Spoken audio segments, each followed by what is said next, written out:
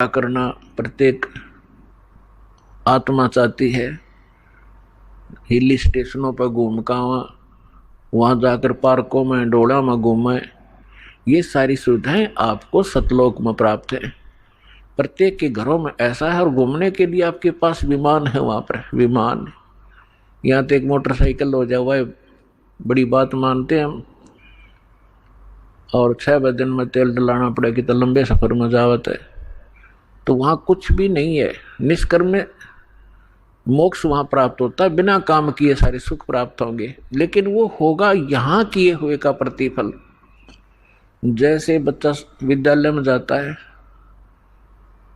और विद्यालय में यदि वो उन सुखों को प्राप्त करता रहे जो उसने नौकरी प्राप्त करके प्राप्त करने थे, विद्यालय में यदि वो ऐसे ही सैर सपट्टे करता रहे, टीवी फिल्म देखता रहे, गाने सुनता रहे, जो उसका उद्देश्य उसको कर नहीं रहा, तो वो आगे चल के बहुत दुखी होता है। इसी प्रकार वो जो विद्यार्थी अपने सच्चे दिल से पढ़ाई कर जाते हैं, सफल हो जाते हैं, तो फिर उसको उस फील्ड में जा करके वो सुविधाएं प्राप्त होती हैं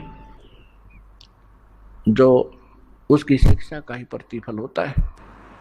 ठीक इसी प्रकार आप जी विद्यार्थी हैं जिनको मानव शरीर प्राप्त है, ये सब ड्रेस है अलग से। जैसे विद्यालय में जाने वाले विद्यार्थियों की अलग से पोशाक होती है, इसी प्रकार आप जी को जिनको मानव शरीर प्राप्त है पूरे विश्व में, ये परमात्मा पाने वाली यूनिवर्सिटी में विद्यालय में प्रवेश प्राप्त कर चुके हैं।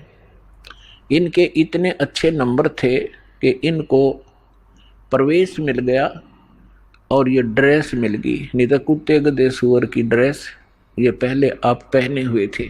जिसको भी आज मानव शरीर प्राप्त है या कभी भी होता है, तो उसका उद्देश्य भिन्न होता है और उद्देश्य को छोड़कर वे यहीं पर कोठी बंगले कार सांग सिनेमे ताश खेलते रहते हैं, राजनीतिक गपौड़ मारते रहते हैं, तो विद्यार्थी फेल हो जाते हैं। और फेल होने के बाद फिर उनको कितना कष्ट होता है। और जो बच्चे पढ़ जाते हैं, शिक्षा ग्रहण कर जाते हैं, अच्छी लगन लगा कर, आगे चलकर उनको बड़ा सुख प्राप्त होता है। इसी प्रकार आप विद्यार्थी हैं, इस दास के बताए अनुसार ये सिलेबस आप करते रहोगे, अपना दैनिक कार्य भी करते रहो, परमात्मा में विशेष रुचि बनाओ। ज़्यादा समय परमात्मा की महिमा सुनने और सुनाने में, मंत्र के जाप करने में, सुबह शाम और दोपहर की जो नित्य नियम बताए हैं उनके करने में ज़्यादा समय लगाओ। और जो कार्य आप कभी नहीं कर सकते थे और ना ही आप सोच सकते थे कि हमें ये सुविधा प्राप्त हो सकती है इस जीवन में, फिर ये परमात्मा आपको यहाँ के भी सुख देगा।